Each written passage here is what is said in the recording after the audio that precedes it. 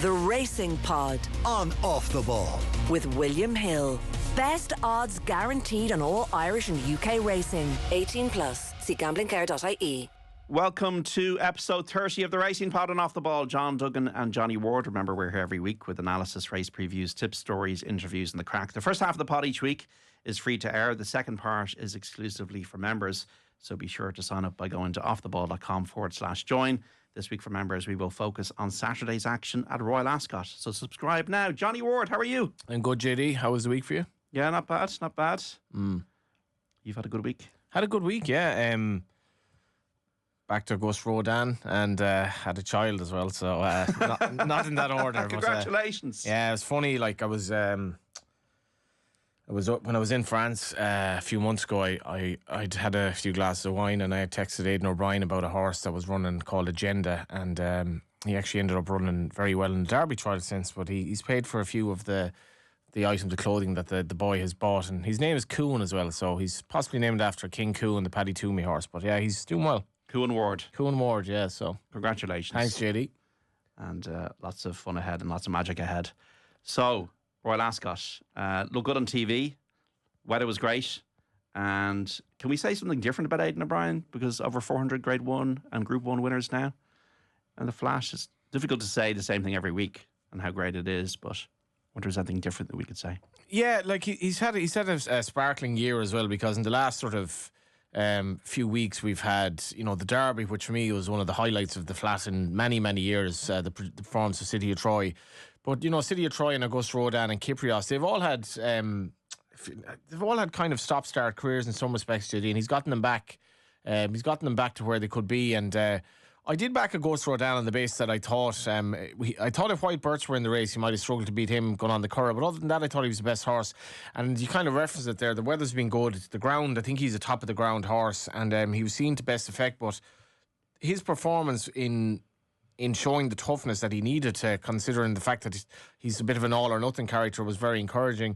Kyprios winning the Gold Cup. It's just such a great race, the Gold Cup. It's funny how a race over that distance on the flat can be so magical, but there's something about it. It's just stairs with speed and the courage you have to show and how long it is, and even the bell that rings when they're coming into the straight in Ascot and you can hear the crowd roar. That's exactly what racing should be about, where the crowd is buzzing. And obviously the other horse we should mention, that he's had in the last few days, as I rethink, he's obviously had Port Fairy winning as well, Illinois won as well, and the performance of the performance of Kyprios was outstanding, I thought, considering the problems that he's had. And we're recording this on Friday, and I doubt he's finished yet.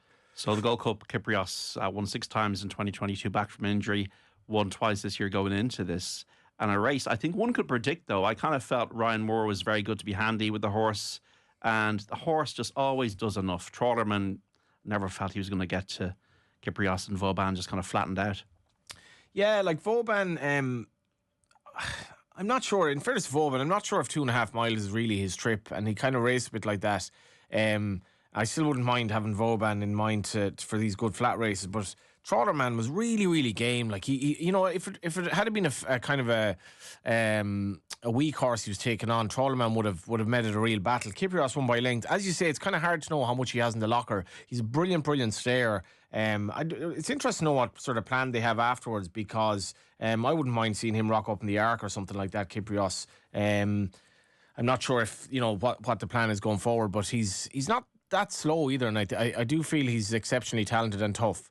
Auguste Rodan, as you said, got 2 ways of running, but I think that, as you've pointed out there, the key to this horse is fast ground. But Ryan Moore, once again, he's just riding so brilliantly, and we probably say this again every week, but had the confidence to take it up a couple of furlongs out with Auguste Rodan and use the horse's stamina to repel the French challengers as Arakem and Horizon Door. And Auguste Rodan, when I looked at him through the finish line, he wasn't stopping. So just think he needs to get wound up a bit, this horse, but we can see him maybe at the Breeders' Cup maybe later in the year. Yeah, and like prize money of 567 grand for the winner. Like, he's still more than paying his way. And Spiral was in the race, stepping up in trip, JD. I did feel, it said in the race post comments, he took a keen hold early, Auguste Rodan. I didn't feel he was keen. I thought he was perfectly in Ryan Moore's hands. And he was perfectly placed. And I think you referenced this in the sense of the ride that he got. I was slightly worried what he'd find, when Zarakhem came up to him, but it was more that he was perfectly placed in the race. He found plenty for pressure, and stepping back up to 1.5 miles, I think will be more suitable for him. I think 1.2 miles is the limit, is probably as short as he wants, really. But it's good to see him produce back-to-back performances. And how good is White Birch? Because he did beat him readily at the Curragh, albeit on slightly softer ground. He didn't run. This was the Prince of Wales Stakes that Auguste Rodan did win. Back to Tuesday, the Queen Anne Stakes. The horse, you took this horse before. Sharon was consistent throughout the year. Third in the St. James's Palace Stakes over the course and distance last year. Won twice this year before second of the Lockinge. And this consistency resulted in a win on Tuesday in the Queen Anne Stakes. A very good ride by Sylvester de Souza to calmly sit in the pocket on the near side and then push the button. And the horse's stamina came into play. Yeah, when there's a baby on Monday, Tuesday seems a long time away now, JD. Like, this was what? The first day, first race, and we had that mad situation of Big Rock going the far side, going really hard. And he's a horse that I wouldn't be giving up on. I just think he wants softer ground, and I think they're wasting their time with him a bit in these races on that sort of ground. But Sharian, it was, a bit like the Lockinge in the last day, except this time, instead of kind of not being able to reel in audience this time, it was straightforward enough. Always looked the winner in the race. He's a very, very good horse, this fellow, when he gets a good pace to sit off. It was 2.25 lengths, but it was very comfortable. And the right horse in behind, Docklands Majum, you could say audience maybe probably as good as I think, to be honest, the performance in the Lockinge would have slightly been flattering. But this was a race full of good horses. He did have a strong pace to sit off Sharian, but he's a very, very good horse over the mile when it's strongly run. The Coventry Stakes over 6 furlongs on the Tuesday. This was mad, this result. So Rashabar won at 80-1. Billy Loughnane riding his first Royal Ascot winner, beating horses priced at 40-1, 50-1 and 40-1. What I was impressed by this horse was that he was over on the far side, an enterprising ride, a field of 22, broke well, and then just kept going on the far side. The next 9 finishers came down the stand side. So this could be a decent horse, this juvenile Rashabar. Definitely, and as you say, JD, Camille Pissarro was over the far side as well, and I never thought Ryan Moore looked that happy on that he was maybe going a bit too fast or that he was doing too much. But this horse obviously went into the race as a maiden, Rashabar by Holy Roman Emperor, very, very tough sire Holy Roman Emperor. But I don't think there's any fluke about it. As you say, that didn't look to be an advantage on that side. They went a strong pace, and he was able to keep going. And big result for Billy Loughnane. I think a lot of people who follow maybe a lot of the low grade stuff and now the higher grade stuff in England will have been on about him for some time.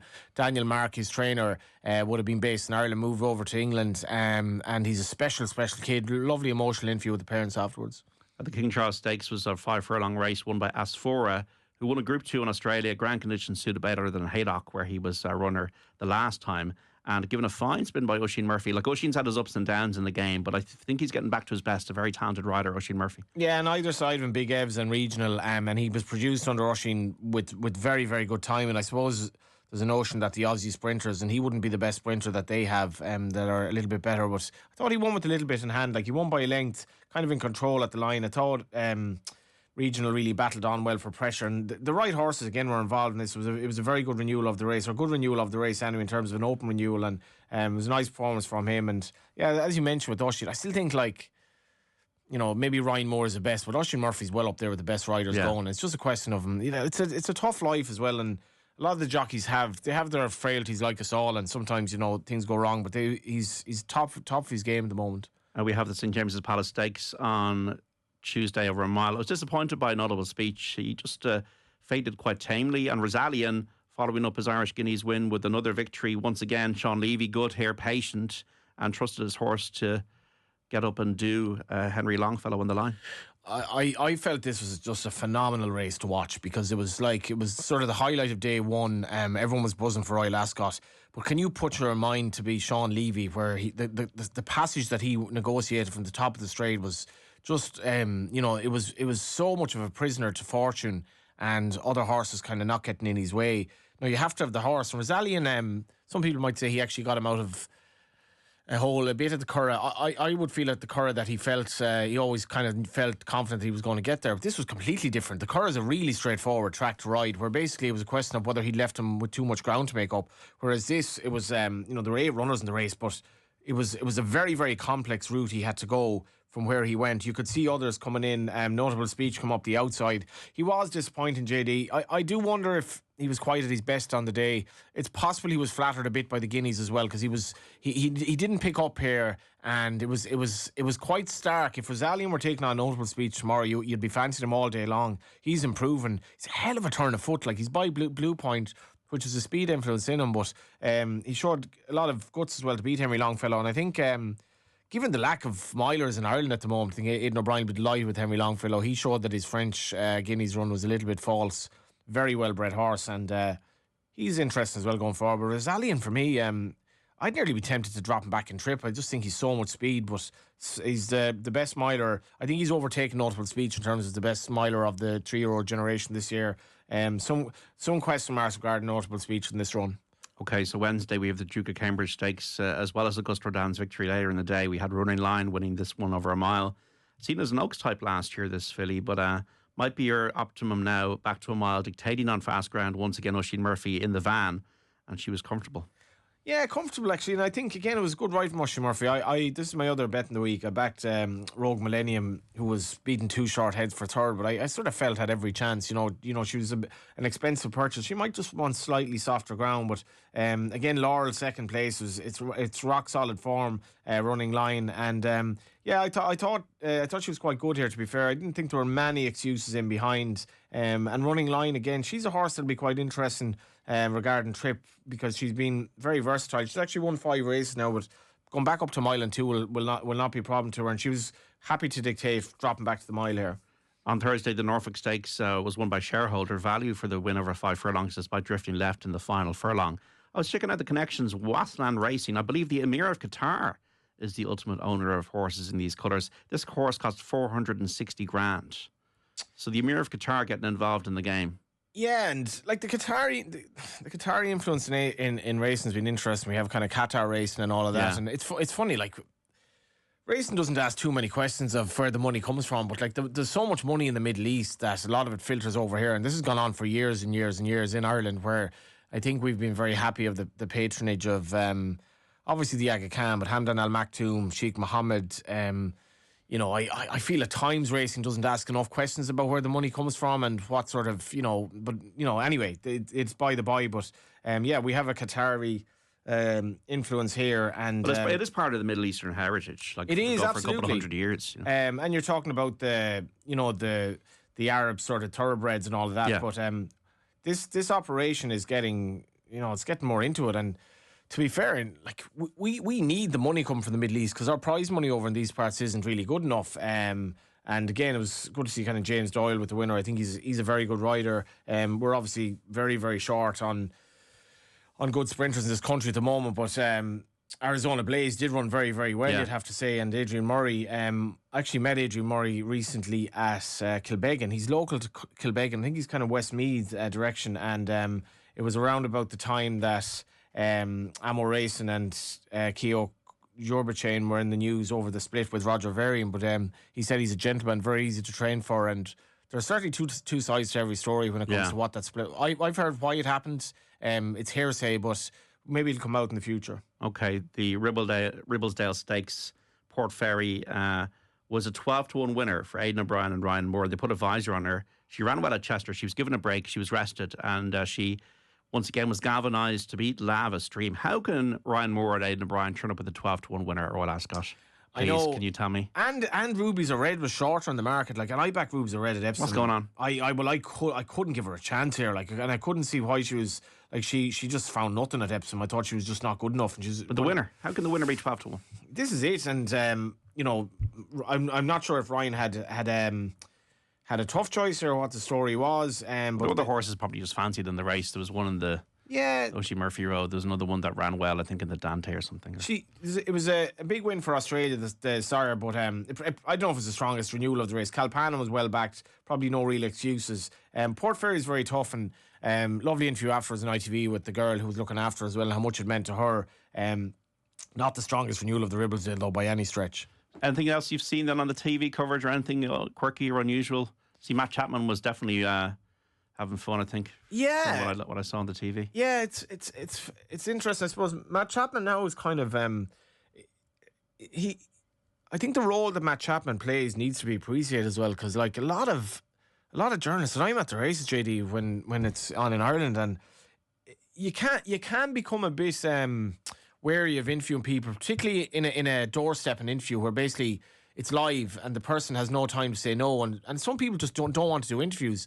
And Matt Chapman, like he's a tough job, because he has to go up to people, and like Aidan O'Brien was it before Henry Longfellow's race. That was an interesting interview when like Aidan O'Brien, I'll interview Aidan O'Brien in a very, very particular way, as would you, because you know he's quite unique and he's been extremely giving with interviews, but he's going to answer things in a certain way, and Matt Chapman's kind of putting words in his mouth that the horse is going to make the run in. But it's very funny TV. I'm sure Aidan O'Brien didn't necessarily enjoy it, but Matt Chapman, I think people need to respect the role that he plays, because it's not easy. It really isn't. And it's been great to watch Royal Ascot as well. The King as well, who, the King has had... I'm not a royalist, but I'd have a soft spot for King Charles, and I know he's had really, really strong health issues, and I think he's been unbelievable for Ireland, and it was good to see him racing as well. So let's just pick out one race to preview then for the weekend. We could do the Ulster Derby, or we could do the big one at Ascot on a Saturday, the Queen Elizabeth II Jubilee Stakes. Before we get into the members section, what do you want to pick out that we'll preview for this section? We'll pick one race from Royal Ascot, the Ulster Derby. We can do that for Derby, members. we can do that. So we might look at. I know it's only the Group 3, the Jersey Stakes. We might look at that because. You can look at it, because I didn't do this one now. I did all the other races. So this is a fascinating one, JD, because we have Hatem coming back, but River Tiber, who obviously took on Rosaline at the Curragh form that looks exceptionally good now, and was behind Hatem on that occasion. But the Jersey, of course, has run over 7 furlongs. So River Tiber, who for me didn't look like he got the trip on that occasion, should have a great chance here over the 7. And it'll be really intriguing to see how Ryan Moore rides him. And I wouldn't be underestimating Hatem as well, but I feel he's probably going to appreciate stepping up in trip. And Ascot is, like, I have to say, I'd have Ascot nearly ahead of Cheltenham at this stage in terms of how engrossing the racing is. Well, it's been very competitive. So competitive, and like... A lot of different owners, a lot of different trainers, people coming from different countries. Different countries, like, so you have plenty of French horses, which is 80-1 winners. 80-1 winners. Aussie horses, American horses, and it's like it's proper. Even the Jersey Stakes here, which is a Group 3, like you've the second and the third and the Guineas in it, and I'm really looking forward to this race. And in the member section, maybe we'll look at the other good races on day 5 as well. But this is going to be a cracker. Okay, make man a double J. I'm going to go for a tip in the Queen Elizabeth II Jubilee Stakes. We'll talk about it more in the member section. But over 6 furlongs, Group 1, 3:45 Royal Ascot Saturday. Shartash won the Railway Stakes at the Curragh as a 2-year-old for Johnny Murta. Yeah. And is now in the hands of Archie Watson, and has won both starts for Archie. I think he's got a definite chance in this, about 13 to 2, 6.5 to 1 each way. Shartash and each way bet to nothing for me. That's my Make Man a Double J selection. What is yours? Mine is River Tiber, who's a very, very good 2-year-old, and I feel this might be his optimum trip, and he's running the Jersey Stakes at 4:25. Okay, this is the Racing Pod and Off the Ball. If you're listening to the free version of the podcast, we're leaving you here. But if you're looking for more, including our look ahead to Saturday at Royal Ascot and also that Ulster Derby at Down Royal, go to offtheball.com/join to subscribe and get the full podcast with all of our racing tips, insights, and stories from the week's action.